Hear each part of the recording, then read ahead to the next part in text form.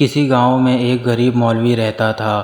وہ اس چھوٹے سے گاؤں کی اکلوتی مسجد کا امام تھا اور نماز کے علاوہ گاؤں کے بچوں کو قرآن بھی پڑھاتا تھا، جبکہ اس کی بیوی گاؤں کی بچیوں کو مدرسہ پڑھاتی تھی، جس سے ان کا گزر بسر ہو جاتا تھا۔ ان کی ایک ہی بیٹی تھی جو کہ بہت خوبصورت تھی۔ اس کی خوبصورتی کے چرچے دور دور تک پھیلے ہوئے تھے اور یہی بات گاؤں کے چودھری صاحب کے بیٹے تک بھی پہنچ گئی۔ اس نے موقع کی تلاش شروع کر دی کہ کسی طرح ایک بار اس حسین لڑکی کو دیکھ لے، آخر وہ ہے کیا بھلا۔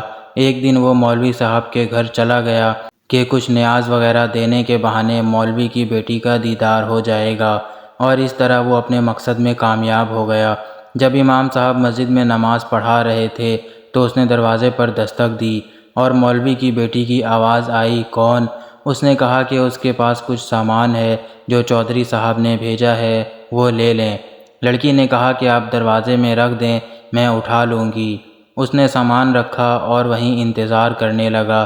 جب لڑکی نے سمجھا کہ سامان رکھنے والا چلا گیا ہے تو اس نے سامان اٹھانے کے لیے دروازہ کھولا تو اس لڑکے نے اسے دیکھ لیا۔ دیکھا ہی نہیں بلکہ اس پر عاشق ہو گیا اور وہیں اپنا دل دے بیٹھا۔ لڑکا گھر آیا اور ضد پکڑ لی کہ اس نے شادی کرنی ہے تو مولوی کی بیٹی سے ہی کرنی ہے۔ چودھری صاحب اس رشتے کے حق میں نہیں تھے۔ انہوں نے بیٹے سے کہا کہ میں جا کر مولوی صاحب سے بات کرتا ہوں۔ چودھری صاحب آئے اور مولوی سے کہا کہ میرا بیٹا شراب پیتا ہے، جوا کھیلتا ہے اور ہر برائی ہے اس میں اپنے بیٹے کے لیے آپ کی بیٹی کا رشتہ مانگنے آیا ہوں۔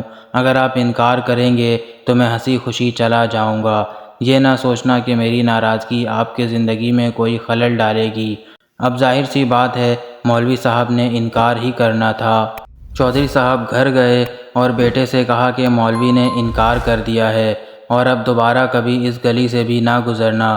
لیکن لڑکے کو بہت غصہ آیا کہ اتنی دولت، عزت اور شہرت کے باوجود مولوی نے یہ رشتہ کیسے ٹھکرا دیا۔ میں ضرور انتقام لوں گا، اور اس نے دل میں انتقام کی ٹھان لی۔ ادھر مولوی صاحب کی بیٹی بیمار ہو گئی اور اسے پیٹ میں درد شروع ہو گیا۔ پہلے تو وہ گھریلو ٹوٹکوں سے علاج کرتے رہے، لیکن جب بیٹی کا پیٹ پھولنے لگا تو وہ گاؤں کے واحد حکیم کے پاس چلے گئے۔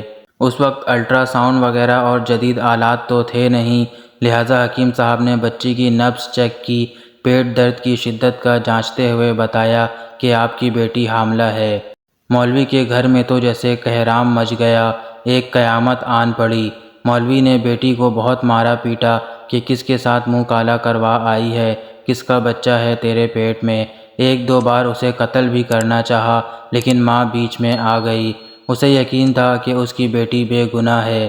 وہاں ان کی بیٹی بھی اس امتحان پر اللہ سے امید لگا کر بیٹھ گئی کہ اب کوئی معجزہ ہی اسے اس ناکردہ گناہ سے نکال سکتا ہے۔ ادھر چودھری کے بیٹے نے جب 2-3 بار مولوی کو بیٹی کے ہمراہ حکیم کے پاس جاتا دیکھا تو حکیم کے پاس چلا گیا۔ تھوڑی سی رقم ادا کی تو حکیم نے ساری بات اگل دی۔ چودھری کا بیٹا واپس آیا اور گاؤں کے میراثی کو کچھ رقم دے کر سارے گاؤں میں اعلان کروا دیا کہ مولوی کی بیٹی بغیر نکاح کے حاملہ ہو گئی ہے۔ گاؤں کی عورتیں مولوی کے گھر آنے لگیں اور پوچھنے لگیں کہ ایسا کیا ہو گیا کہ بیٹی کو یہ گناہ کرنا پڑا، اس کی شادی کیوں نہ کروا دی، کس کے ساتھ منہ کالا کیا، غرض جتنے منہ اتنی باتیں۔ گاؤں کی پنچایت نے مولوی صاحب سے امامت واپس لے لی اور انہیں 1 ماہ کا وقت دے دیا کہ وہ اپنی رہائش کا بندوبست کسی اور گاؤں میں کر لیں۔ گاؤں والوں نے بھی اپنی بچیوں کو مولوی کے بیوی کے پاس بھیجنا چھوڑ دیا۔ ہر طرف سے مولوی صاحب پریشانیوں میں گھیرے جا چکے تھے، انہیں کوئی راستہ دکھائی نہیں دے رہا تھا۔ ایک دن وہ پریشانی کے عالم میں بیٹھے تھے کہ دروازے پر دستک ہوئی۔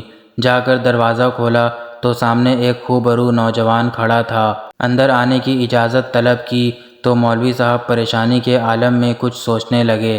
لڑکا سمجھ گیا اور اپنا تعارف کروایا کہ میں آپ کا شاگرد، بچپن میں آپ سے قرآن پڑھا ہے، فلاں شخص کا بیٹا ہوں اور برابر والے گاؤں سے آیا ہوں۔ مولوی صاحب نے پہچان لیا اور اسے اندر لے آئے۔ اس نے اپنے آنے کا مقصد بتاتے ہوئے کہا کہ اسے معلوم ہوا ہے کہ آپ کی بیٹی کے ساتھ یہ ماجرا پیش آیا ہے۔ مزید بتایا کہ وہ شہر سے حکمت کا کورس مکمل کر کے آیا ہے اور گاؤں میں حکمت خانہ بنانے کا ارادہ رکھتا ہے، لیکن آتے ہی اسے اس بات کا علم ہوا تو اسے یقین نہیں آیا کہ یہ واقعہ سچ ہے۔ اور وہ اس کا راز معلوم کرنے پہنچ گیا۔ مولوی صاحب کو بھی کچھ امید سی نظر آنے لگی۔ اس لڑکے نے مولوی صاحب کی بیٹی کی نبض دیکھی، کچھ تفصیلات پوچھی اور پھر کچھ سوچتے ہوئے مولوی صاحب سے ایک بکرے اور ایک کتے کا بندوبست کرنے کو کہا، جبکہ لڑکی کو دن کا کھانا کھانے سے منع کیا اور بھوکا رہنے کو کہا۔ اس کی بات پر عمل کرنا پڑا۔ مولوی صاحب اور کرتے بھی کیا، ڈوبتے کو تنکے کا سہارا ہی سہی۔ رات تک سارا بندوبست کر دیا۔ لڑکے یعنی حکیم نے گاؤں کی کچھ معزز عورتوں کو بھی بلوا لیا اور ان سے بکرے کا گوشت پکانے کو کہا۔ جب گوشت پک چکا تو اس لڑکے نے لڑکی سے کہا کہ پیٹ بھر کر گوشت کھائے۔ لڑکی بھی صبح سے بھوکی تھی، جی بھر کر گوشت کھایا۔ جب لڑکی نے گوشت کھا لیا تو اس وقت تک محلے کے کچھ مزید لوگ بھی مولوی کے گھر کے باہر جمع ہونا شروع ہو گئے کہ یہاں کیا ماجرا چل رہا ہے۔ اس لڑکے نے مولوی صاحب کی بیٹی کو بلوایا اور دوسرے کمرے میں لے گیا جہاں اس نے پہلے سے کتا ذبح کر کے رکھا ہوا تھا۔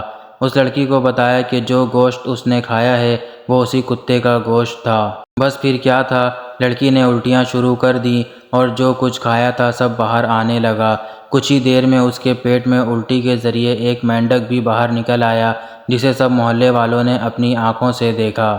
جیسے ہی مینڈک باہر نکلا، لڑکی کو کچھ سکون سا محسوس ہونے لگا تو وہ لڑکا کہنے لگا کہ اس لڑکی نے کسی ندی یا دریا کا پانی پیا تھا۔ اس وقت چھوٹا سا مینڈک کا بچہ اس کے حلق کے ذریعے پیٹ تک جا پہنچا۔ جب وہ مینڈک کا بچہ بڑا ہوا تو اسے تکلیف شروع ہو گئی اور انفیکشن کی وجہ سے پیٹ بھی پھولنا شروع ہو گیا۔ گاؤں کے سب لوگ اس لڑکے کی ذہانت اور حکمت دیکھ چکے تھے اور اس لڑکی کی پاک دامنی بھی سب پر واضح ہو گئی۔ مولوی صاحب نے اس لڑکے کے اصرار پر اپنی بیٹی کا نکاح اس نوجوان سے کر دیا اور یوں وہ ہنسی خوشی اپنی زندگی بسر کرنے لگے۔ دوستوں، اگر آپ کو یہ ویڈیو پسند آئی ہے تو کمنٹ میں ضرور بتائیے گا اور سبسکرائب ضرور کریں۔ شکریہ۔